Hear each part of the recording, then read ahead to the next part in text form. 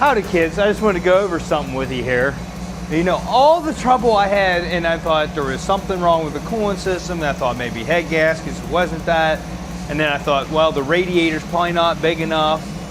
You know what all of my cooling issues were with this thing? And it never overheated, it just ran on the warmer side. And then that water pump continuously kept leaking, and I finally did get it sealed. I'm surprised I didn't have any more leaks anywhere else. So what I came to find, I was like, I came out here the one day after I ran it, and it was just a little bit warmer than normal, and I was just like, what is going on with this thing? So I went to check the coolant reservoir, this aftermarket coolant reservoir that I put on, and when I popped the cap, it went, psst. This is a pressurized cap. So what it was doing was over pressurizing my whole coolant system. And when you have an over pressurized coolant system, it doesn't circulate like it should, so you get hot spots. Thus, right by the exhaust, where my temperature sensor was. That was a very easy fix. I fixed it, I've been running it now, no issues. It even starts up a little easier and everything. All I had to do is there is a rubber seal around here, I just pulled it off. I stretched it out around this washer that is in the center, pulled it out of there, put it back on. No issues now, none. So this whole time, and I had to pull the water pump and reseal it and all that stuff, it was because I put this aftermarket coolant reservoir on and did not realize it had a pressurized cap on it. So if you're not using the factory one, what happens here is this is a pressurized cap. Once it hits a certain pressure, it releases pressure into your overflow tank. So what it was doing was releasing the pressure into the overflow tank, and then the overflow tank was pressurizing and then would not let this release all the pressure that it needed to. So then it would overpressurize this whole system. It was probably just enough that, like right now, look, this hose would get hard as can be. It's been running for a while now, and look at this. I can squeeze this hose now. It's circulating the way it should because it's not overpressurizing. Simple. Don't let the simple things defeat you, kids.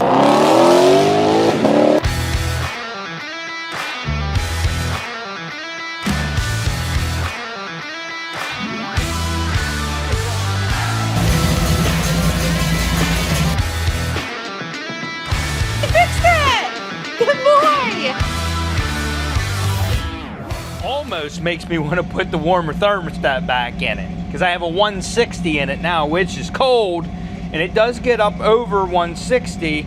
It'll go up eventually. If I'm driving down the road, it stays like 160 to 180, and that's right where the exhaust is. So it should be warmer than that right there, but once I get sitting still and I'm not moving, not circulating, it'll get up until the fans kick on. The fans are supposed to kick on at 180, which they probably do because it's in the intake manifold. When it kicks on this gauge is right above 210, and that's where the exhaust is, and that's why it seems like the fans kick on late. It's just because the temperature sensor, where it's located and where the fan switch is located, are in two different areas, which causes it to do that. All right, so we got a couple things here I want to do on this. Body work on those rockers, and I don't feel like doing it on the ground. As you can see, I got my truck lift arms on it, lifts it up higher, and I'm going to raise those up about as high as I can go, get a jack under this thing, get it underneath the car, away from the pinch welds and stuff, so I have room to work on stuff there. Also, I have decided we are not painting this bumper. I mean, I am painting this bumper, but I'm not using top-of-the-line automotive paint and going through the whole rigmarole, you know what I mean, to do it correctly, because it is not going to change the value of this car. What I did decide on, though, is this is actually spray painted. I talked to the kid that, you know, I got that car off of. It's spray painted, and I actually had the correct spray paint. I don't know if this is what he used, but it was satin black. So I painted an area, and as you can see, it's going to look a lot better if I take it off. And I know that he did not prep this right. I know for a fact because I know the kid. So you can see right there, the paint underneath it was not in perfect condition. Maybe he did scuff it. Hold on a minute. Got to find another area that it's coming off at. It actually is holding pretty good. But what I'm going to do is I'm going to take it off, scuff the whole bumper with 400, and then shoot it with that. I'm pretty sure I have more than one can of that. All right, I had one other can of that, and it's maybe half full. So I'm going to go grab another can, or maybe this one's full. That one's about half full. I'm going to go, that's not going to cost me that much to do that. So I think we might go get some more of that satin black. Not a lot of cost. Now, if I would have got automotive paint to get it mixed up to match this, which is probably not going to match perfectly, but as you can see, I used spray paint right here where this scratch was. And although it's not a perfect match, it's actually really close. And I did a couple other spots, which the hood is dirty right now, but there's a chip right there. That Ivory Biscay, it's pretty close. I mean, it's not, if I would spray the whole bumper, it would look horrible. So we're not going to spray the bumper with that. The satin matches the trim and the roof rails and everything else. So it doesn't look out of place at all. It looks, the stance on this thing looks good because you don't see Outbacks that sit this low. And being that it's not an Outback, I just think it's kind of cool looking. Now, would it look better if it was painted white? Yes, I do think it would look better if it was painted white. But we're just not going to go that route. As you can see, if I would paint the bumper that color, it would match my fog light covers that I made. But that paint is definitely not going to match the rest of the car. So if I would paint it, it wouldn't look great. But it turned out pretty good. I like that. So I'd like to get the bumper work and the rocker work done in this episode. And the rockers are not going to match. I know they're not. I got white pigment to put in the Raptor Liner, but it's bright white. So I don't know what color Raptor Liner is originally. Let me open this can of Raptor Liner up and see what it looks like inside, because I don't remember what color it is. If it's an off color, maybe I'll just put a little bit of white in it and then kind of see what it looks like, because those rockers, if I make them bright white, it's going to stick out. All right, so it's already, I had to punch it open, it's already got an off-white color to it, as you can see. I mean, that doesn't look good. If I put just a little bit of white in that and not the whole thing, we might be able to get close to the color. I don't want to mix it up yet. I mean, I can put the coloring in, just as long as I don't put the activator in it. Now, honestly, I added a little bit in. It didn't seem like it was mixing that good. I put a little bit more in. I'm going to stop right here because I still had to put the hardener in and it'll mix up even more. But I meant just dirty. Let me get up here in the light. I think that's getting pretty close. I don't want to put any more in because then it'll be too white. As you can see, I think it's already, it might be a little bit too white. I don't know. We'll have to wait and see what it looks like after the hardener mixes in, because I can still see where it still needs to mix in.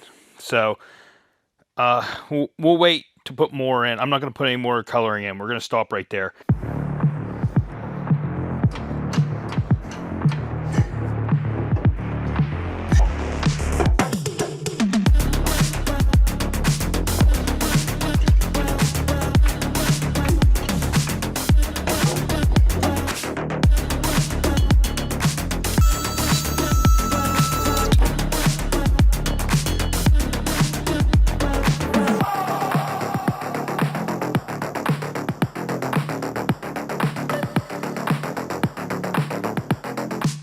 So much room for activities. I could definitely work on that now. The more I look at this, I'm thinking we're gonna try pull this down out the best we can. These are heavy rockers. It's gonna be hard. I might have to get the stud welder out for that and weld studs on and work on it that way. Or Absolutely not. I was going to say, or there's plugs on the inside that I can pull and get in there. Absolutely not. There are none. This line that they have, there's a chip guard on here already, and you can see the line on that. That's the same line we're going to use. I'm going to tape off from there, and we're going to scuff from there down.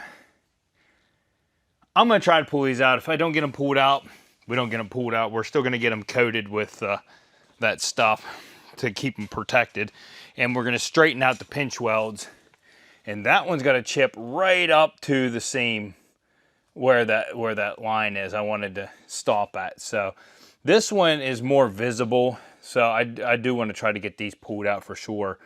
And I think the stud welder is probably going to be our best bet for that. But I also want to fix this. Both sides are like this. And then you can see something was clamped on here. You can see the clamp marks. You see those lines? So I'm wondering if this thing was on a frame machine before. They had it clamped down maybe when they, the last time, because I know the front core support was, you know, replaced. So I'm wondering if at that time it wasn't clamped down to a body machine. I don't know. Well, I was going to spray on the inside, but it's got like a chip guard already. This thing's undercoated. And I might have undercoating here. If I do, we'll spray the insides with that. I got a full can of rubberized undercoating. So we'll do the insides of the pinch weld with this, and then the rest with the other stuff. This is old. I know it works because I think I just used it recently. This is heavy duty rubberized undercoating by Permatex. Yeah. All right, well, I'm gonna run down the hardware store, get that paint. I'll get a couple cans. That way I have some extra because satin black is nice to have. Satin black, I have flat black here too, but we ain't doing flat black because satin is gonna brighten it up just enough. Plus, we're going to smooth out all the imperfections and stuff on that bumper when we scuff it up. All right, I'll be right back. Oh, and one other thing, hopefully it comes this episode. That's an adapter harness, because we're putting a stereo in this thing. Yeah, because that's my signature. Putting a touchscreen in and a backup camera, which would be nice to have.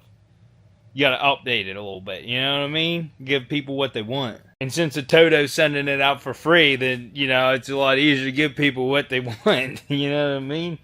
So, yeah, that's what I'm doing. All right, let's get this thing up and start pulling on these rockers, see where we can get them. I'm not going for perfection here. I'm just going for not severely dented in, if you know what I mean.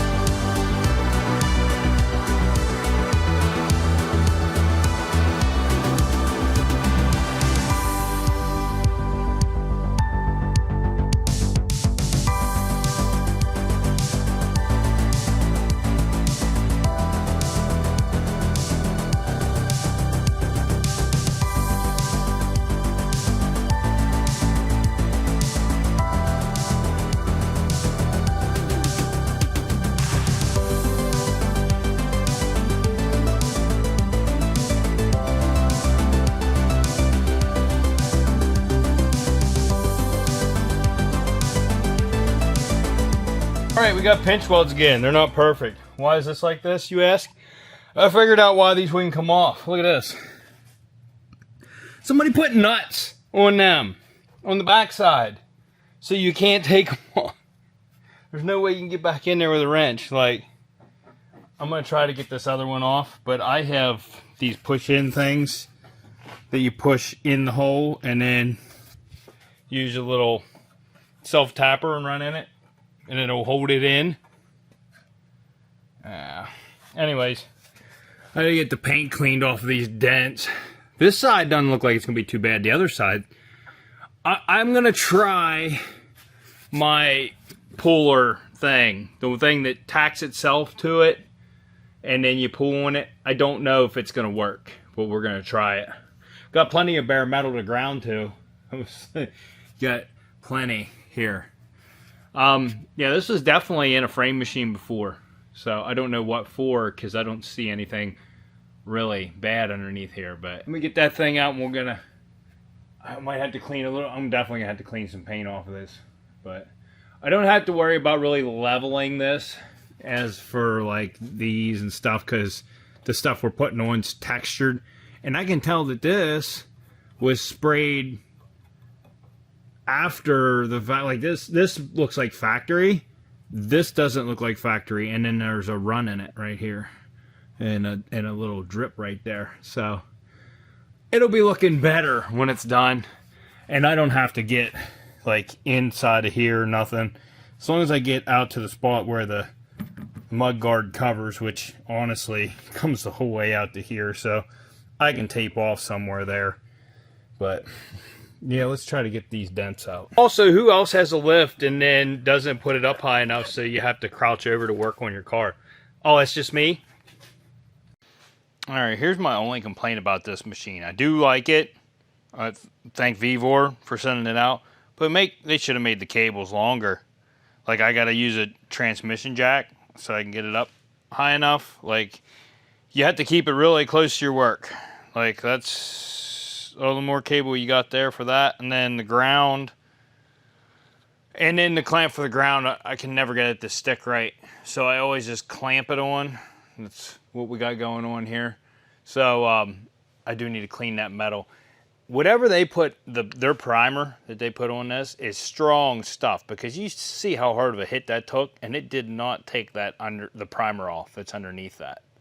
Like, that's strong. I'm gonna get my my little belt sander out that I just bought and clean off some spots on these two here, and I'm gonna see if this machine has enough oomph to stick to it and pull the dents out.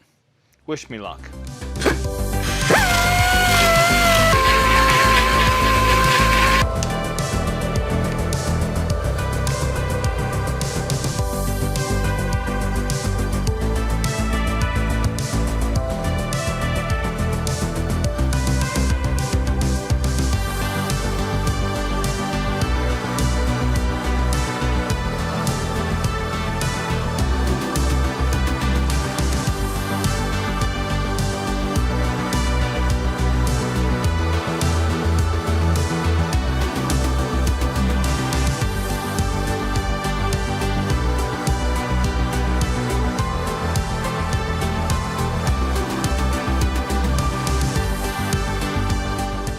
Although they're not quite as bad, they're still there. That one I'm not putting any more work into, but I might. This one, I'm putting fiberglass strand filler in this. I'm getting to the point now where I am starting to get like very tiny holes in some of these areas that I'm tacking to, and it's not sticking very well right there. Plus, that's a hard crease. It's just really hard to do. And I know if I'm blowing holes in it with this, which, like I said, they're just like little pinholes. If I use a stud welder, I'm going to rip holes in it, and then it'll be even worse. So I'm going to leave it the way it is, scuff it up really good, and put fiberglass strand on there. And then this side, I just cleaned it all up, the areas, front and back. They're not going to be perfect either, but I'm going to go ahead and see what I can do with this thing again.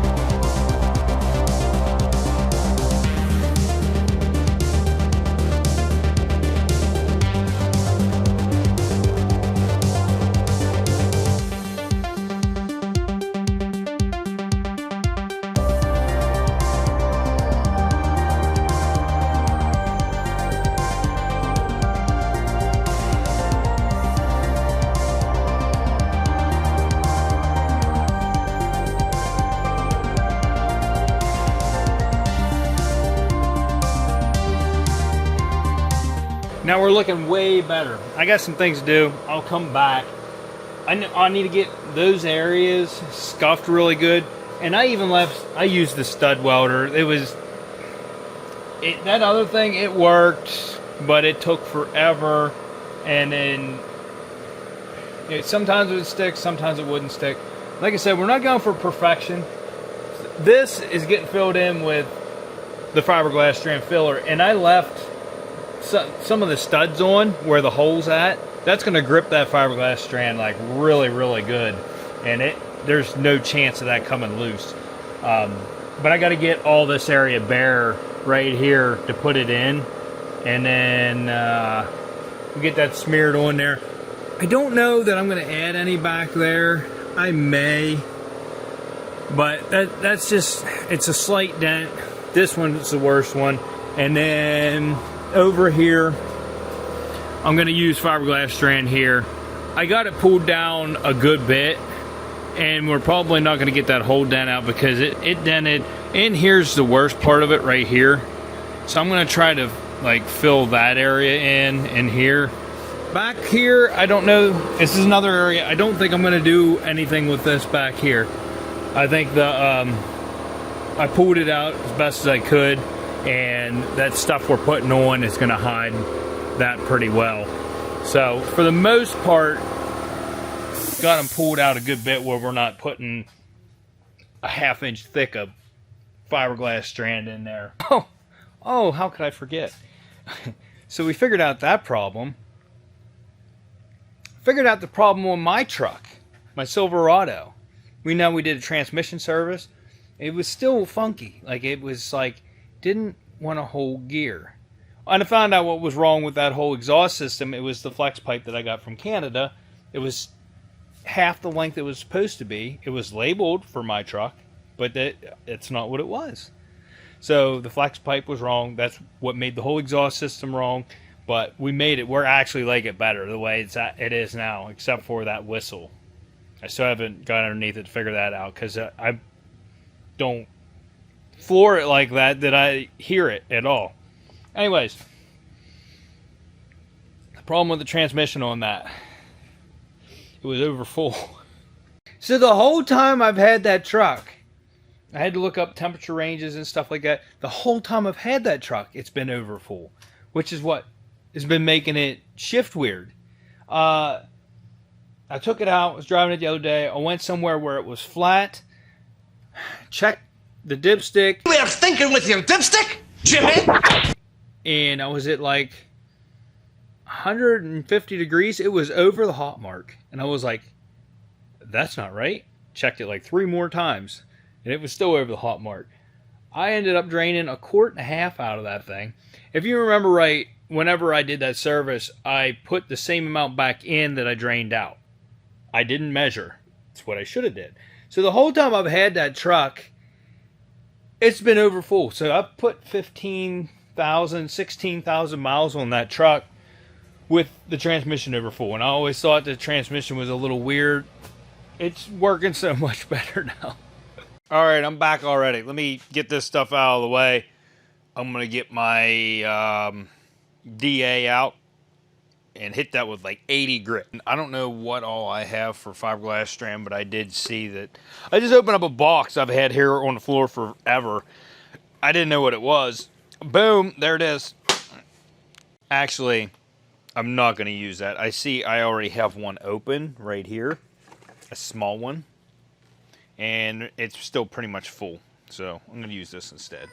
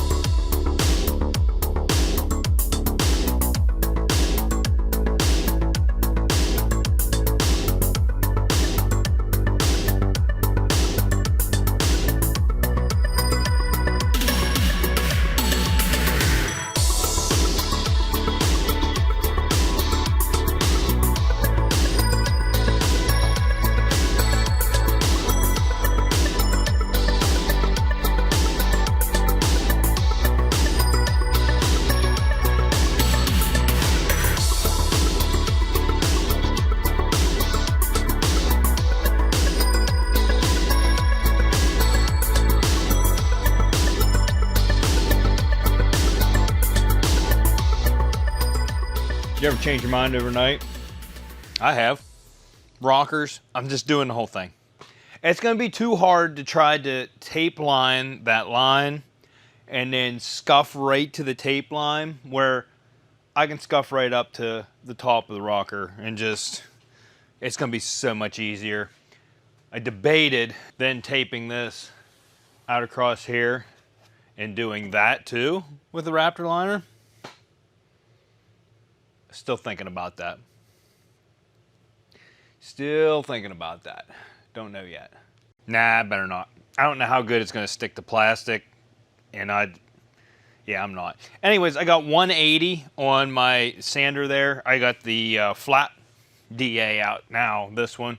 I got 2 of them from Vevor. These actually are very, very nice. If you're gonna buy one, you want an electric DA, these are awesome. They're adjustable.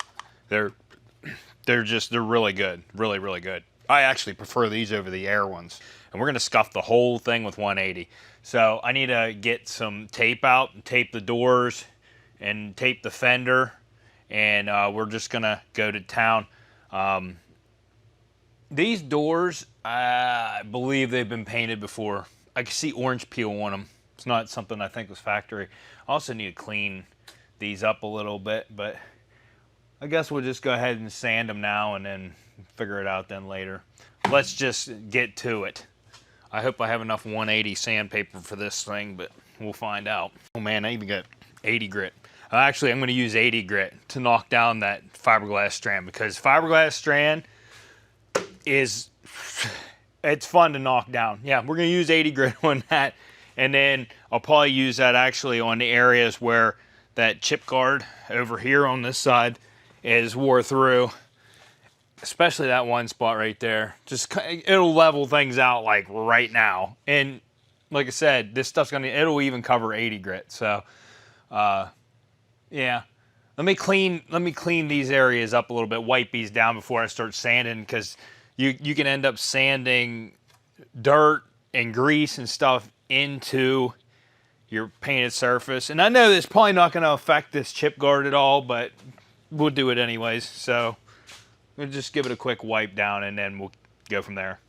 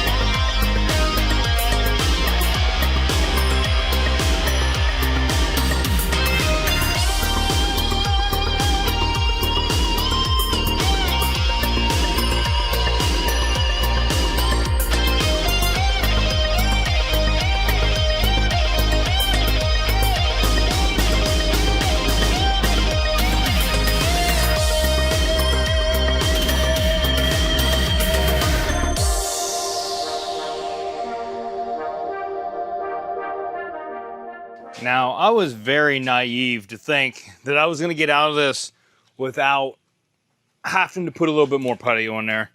I should have known better. Smoothed it out. Like I said, we're not going like for perfection. As you can see, that's way better than it was. But you can see all these gaps we got in there. I just wiped this down. Now that the bare metal and the worked area is covered with the fiberglass strand. I'm just going to go over this with a glazing putty to fill in these gaps, because some of these, if I just sprayed over it, like that's kind of like a nice dip and right there, and then there's a couple underneath, and then this edge over here. If I put glazing putty on there and then sand it down with like 180, it's going to go down so quick. This area, it has a little bit of texture. That doesn't need redone. I think that was the only one that didn't need redone. Yeah. So this still has a little bit of a dip right there, but still, for the most part, that looks 10 times better than what it did look like. So I might add a little bit of glazing putty right here just to maybe fill that area in a little bit more.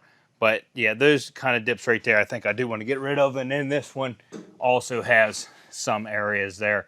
So I'm just going to go over this real quick, and then I'll just get back to you after I get it on there. But I did sand the whole thing, and honestly, I could still tape it off because there was so much of a ridge on there that I did not sand up past that mark. But I think we're still going to do it anyways, and I'll probably just hand sand up there, because there was a chip right here, and I filled it in with that spray paint I told you about. And although it helps, it still doesn't match perfectly. So yeah, let me go ahead and get that done, and then I'll show you what it looks like afterwards.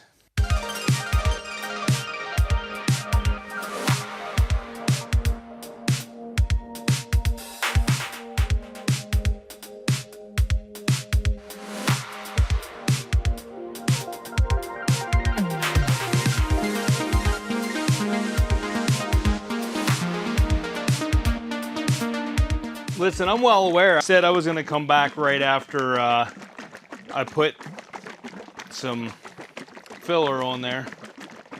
And I did. I put the filler on, and I was like, you know what? I'm just going to buzz through this. So sanded that filler down, sanded the whole rocker, masked it all off. That's all the more we need a mask.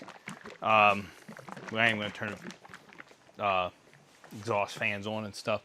But it did say on this to put self-etching. It says Raptor self-etching primer. I just put self-etching primer on the bare metal areas just before I put the hardener in here. And then I put adhesion promoter on the whole bumper in hopes that that'll help the spray paint to stick. Let's see what this looks like now. I'm not sure. Yeah, I put that cap on very tight. Yeah. This is a color. This is a color. This is a car. Yeah, it's close. I'm gonna use it. Well, I'm gonna mix it up a little bit longer. I forget how long that adhesion promoter needs to be on there before I start shooting spray paint on there. Maybe I ought to look at the can. Did I throw it away? I might have threw it away already. I found it. Here it is. It's ready to paint in 5 minutes. It's been 5 minutes. So I guess I'll go ahead and throw a coat of spray paint on this bumper. This bumper was originally one of the, most Outbacks were like this. It had a gray front bumper, and then this was not painted. I'm painting the whole thing. It's all going satin black.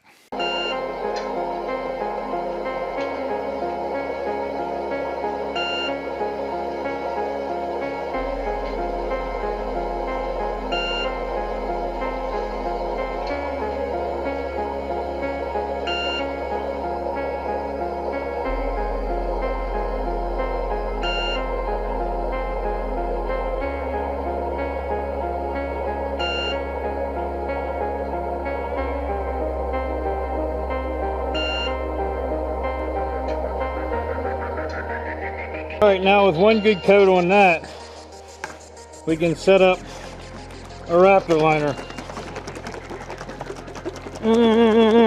Watch your container. This has a breather hole in the top here, so you don't want to dump it. You'll find out if you do.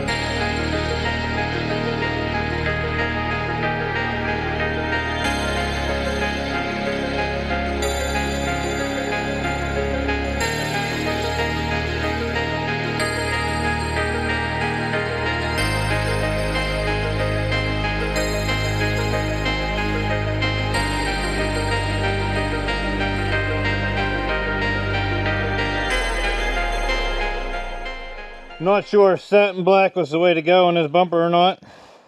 Only time will tell. I went through my first can, which wasn't a full can, spraying the first coat.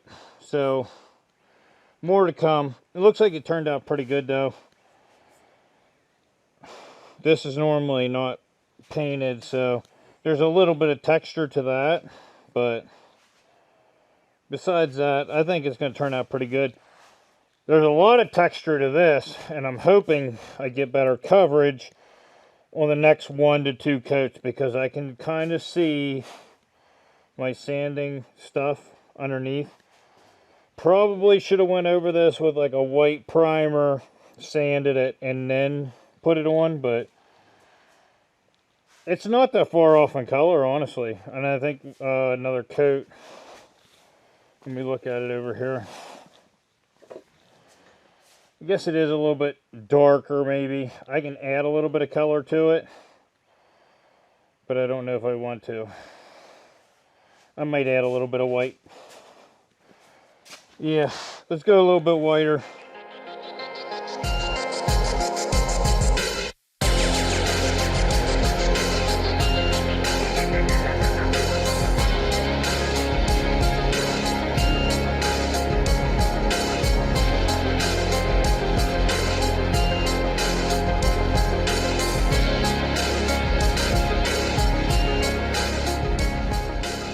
Alright, so I sprayed a whole second coat on this. Read the bottle on that. You're supposed to allow each coat to dry 60 minutes. 60 minutes! You're also supposed to spray it at 40 to 60 psi. I had mine set to 100, so I just kicked it back over there to 60. So the next couple coats, 1 to 2 coats, are going to be at 60 psi, and we'll see how it sprays out. See. 60? I know I didn't wait 60 minutes between coats, and that's sticky to touch, but it's not sticking to my fingers. Okay, that just did. I feel like I could spray it some more. I do. What am I waiting for? Let's just do it.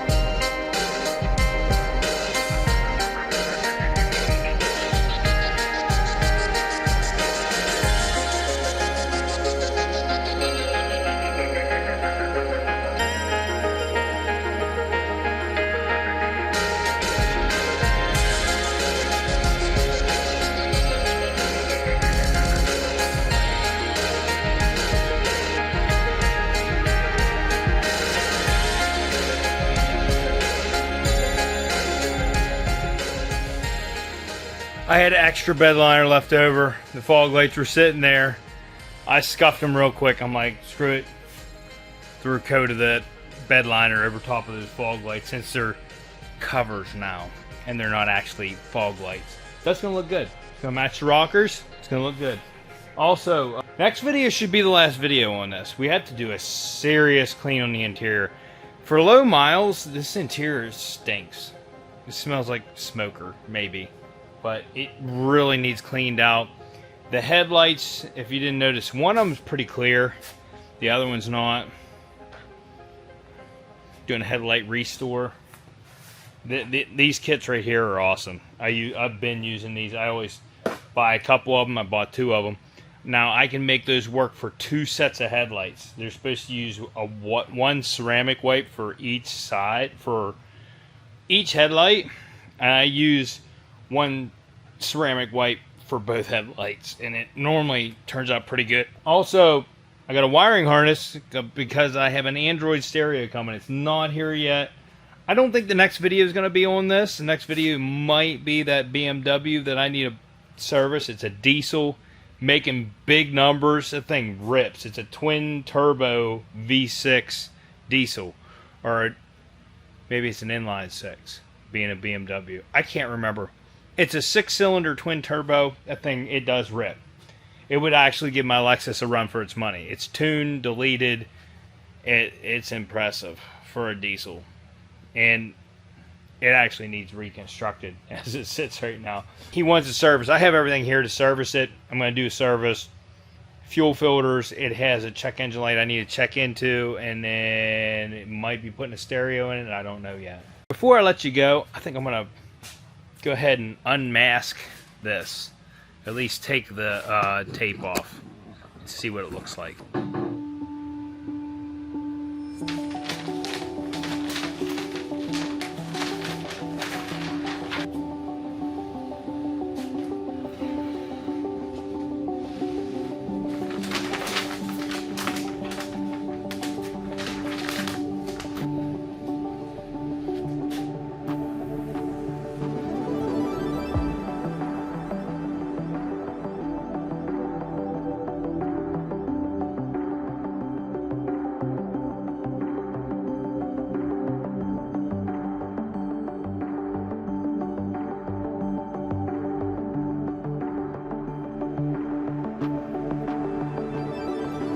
I'm gonna tell you what, kids, I don't really think I could have matched that color any better. Like, it's pretty dang close. I'm impressed myself. It was darker to start out with. I just added some more white in, mixed it up for the last 2 coats. Man, that actually turned out really good. That's really nice. And then I did rubberize undercoat the inside of that lip. After the second coat, I went across with rubberized undercoating and coated the whole inside, both sides, to make sure that this thing was fully coated and protected. Tell you kids, I impress myself sometimes. I am highly impressed with myself right now. Yeah, it turned out pretty good. I was also drinking alcohol, so that I'm also very impressed with myself. We are well on our way to having a finished product that we can move on to the next one. The Buick's going to be a quick one. So, hopefully, I'll know by the time I get to that, but I don't know right now. Anyways, that's enough for this video. If you guys like this video, smash that like button. Consider subscribing. Drop me a comment. I don't care what you put down there. Just put something down in the comments. Hit that dislike button if your mom wants to see my Raptor Liner. I will see you on the next episode on Rants.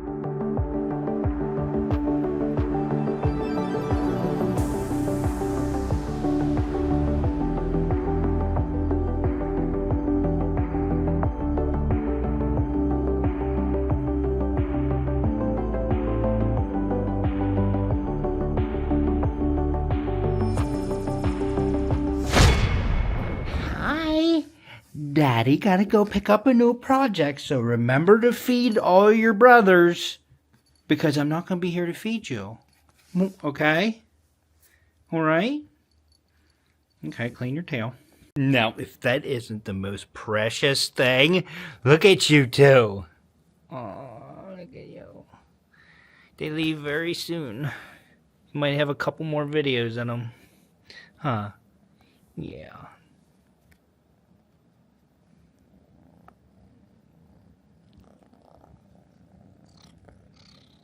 Catch up, big yawn, mister. What? He said, get that camera out of my face.